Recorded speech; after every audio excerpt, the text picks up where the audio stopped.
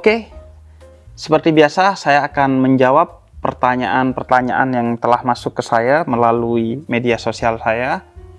Kali ini dari Wulan. Bib, aku khawatir karmaku turun ke anakku. Kenakalan anakku seperti aku dulu, Bib. Atau bahkan mungkin lebih parah. Oke. Kita secara umum akan membahas tentang karma dalam Islam. Agar sekaligus bukan hanya menjawab pertanyaan Wulan, tapi pertanyaan banyak orang tentang apakah karma itu ada dalam Islam. Dalam Al-Quran, di beberapa ayat, bukan hanya satu ayat, Allah menegaskan bahwa setiap orang akan menanggung dosanya sendiri. Misalnya, Allah katakan dalam Suratul An'am ayat 164 bahwa setiap orang itu akan menanggung dosanya sendiri dan tidak akan dia menanggung dosa dari orang lain, dan semuanya itu akan kembali kepada Allah. Para mufassir ketika membahas tentang ayat ini menjelaskan bahwa dalam Islam itu tidak ada hukum karma, dalam artian seseorang menanggung akibat dari dosa yang dilakukan oleh orang lain, entah itu orang tuanya, saudaranya, atau siapapun. Setiap orang dalam Islam akan menanggung dosanya sendiri.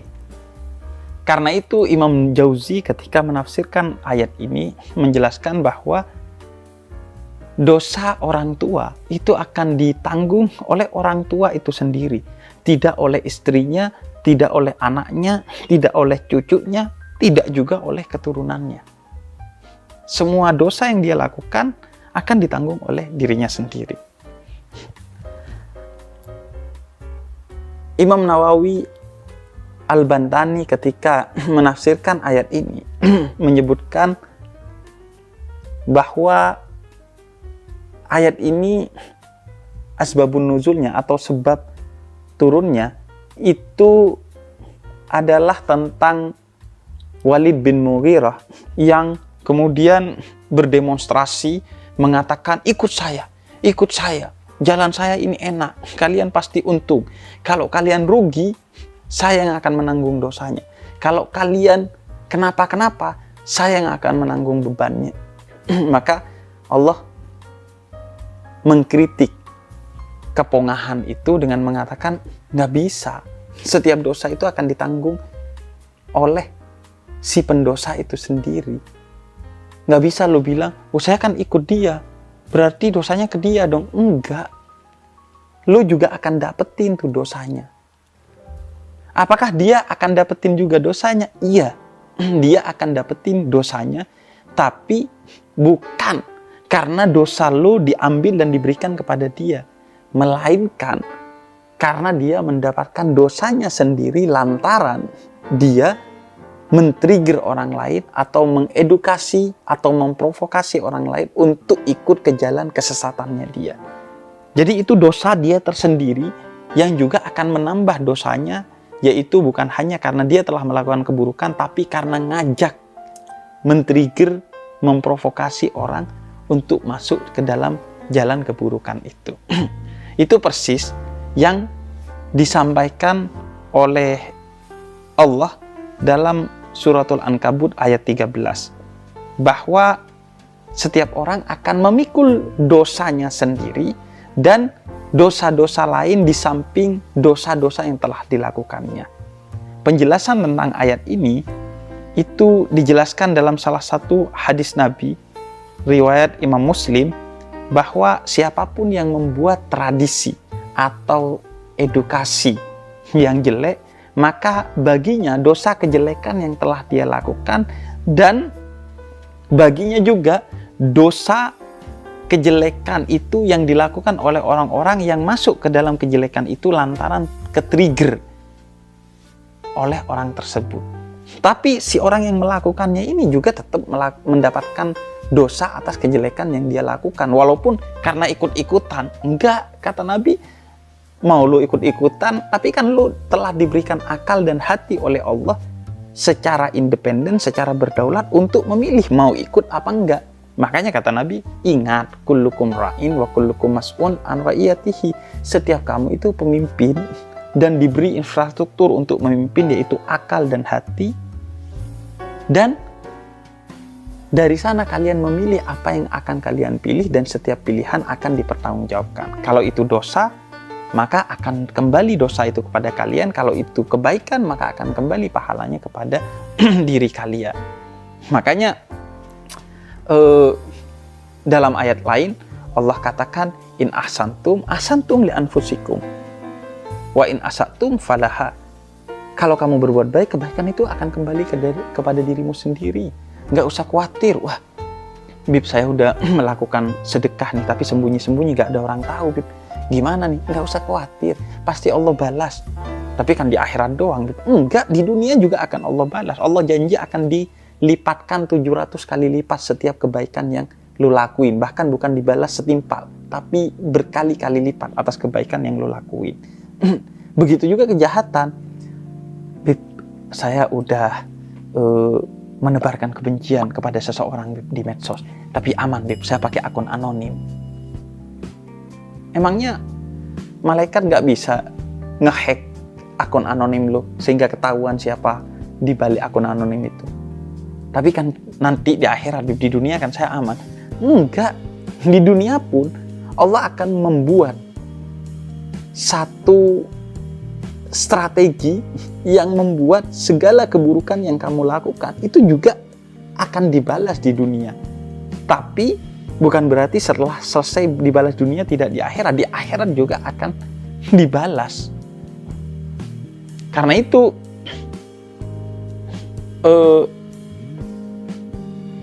segala kebaikan dan keburukan yang kita lakukan akan kembali kepada diri kita sendiri.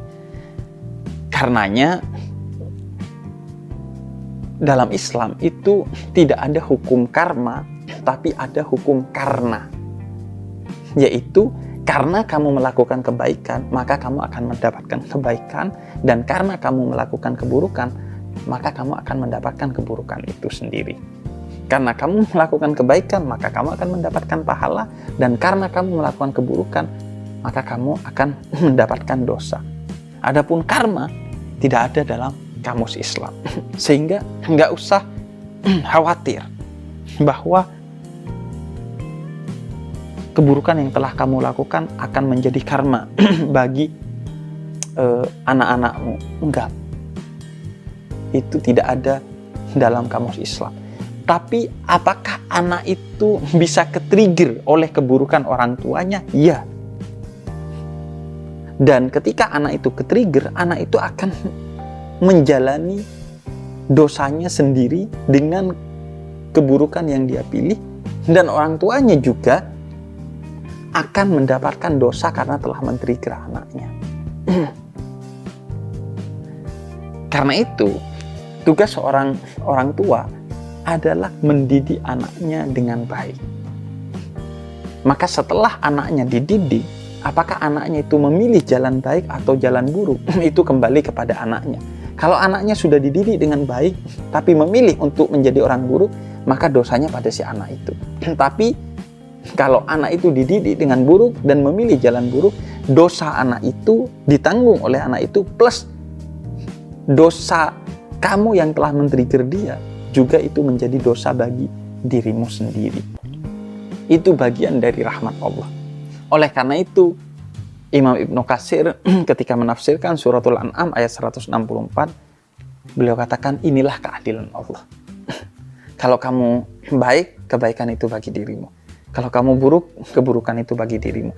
Kalau kamu men-trigger orang menjadi baik, orang itu akan mengalirkan pahala kebaikannya juga kepada kamu karena kamu menjadi wasilah atau perantara kebaikannya. Begitu juga keburukan. Kalau kamu men-trigger orang menjadi buruk, maka kamu juga akan mendapatkan dosanya karena kamu adalah wasilah atau perantara dia berbuat buruk. Jadi gak usah khawatir. Ketika lu merasa lu pernah memiliki masa lalu yang buruk, maka itu tidak akan ditanggung dosanya kepada anak lu. Lu tinggal bertobat, maka dosanya akan hilang bahkan pada diri lu dan tidak akan turun kepada anak lu. Nah, karena itu berhati-hatilah dalam mendidik anak. Setiap anak itu memang tidak akan menjalani hukum karma dari orang tuanya, tapi bisa menjalani hukum karena dari orang tuanya. Karena orang tuanya men-trigger, mengedukasi dia secara salah, maka ketika anak itu menjadi salah karena orang tuanya, sehingga orang tuanya juga akan mendapatkan dosanya, dan anak itu tetap akan memikul dosanya sendiri karena dia menjadi salah walaupun ke-trigger oleh orang tuanya, tetap karena pilihan berdaulat dirinya. Jadi gitu. Di satu sisi lu gak usah khawatir, lu bertobat aja. Maka jangankan menurun ke anaknya, itu gak ada dalam Islam, karena gak ada hukum karma dalam Islam. Bahkan dosa lu akan hilang ketika lu bertaubat. Justru jadikan bekal keburukan yang pernah menjebak diri lu di masa lalu sebagai titik motivasi untuk lu tidak akan menurunkan edukasi yang buruk kepada anak lu, karena lu tahu betapa buruknya menjadi seorang pendosa, sekaligus juga menjadi pengetahuan yang sifatnya kognitif sekaligus afektif bagi lu, bahwa gua tahu nih, keburukan itu memang nyata dampaknya buruk bagi gua, karena itu gua akan mengedukasi anak gua untuk jauh dari keburukan dan dekat dengan kebaikan, karena gua tahu pahit dari resiko menjadi seorang pendosa, menjadi seorang yang buruk. Sekaligus lu juga tahu bagaimana cara secara praktis, bukan hanya teoritis, menjauhkan anak dari keburukan itu, karena lu sudah pernah terjebak di sana. Persis seperti para senior gue di pesantren dulu, dia tuh udah tahu akal-akalan santri junior untuk melakukan pelanggaran-pelanggaran di pesantren, karena dulu dia juga pernah melakukan pelanggaran itu. Sehingga ya udah, gue tahu nih lu pasti melakukan keburukan itu kan. Enggak kok, ya gue tahu lu melakukan itu karena lu tadi begini. Ya kok tahu? Ya kan gue dulu juga melakukan itu. Jadi hukum karma tidak ada dalam Islam, yang ada hukum karna. Begitu Ulan.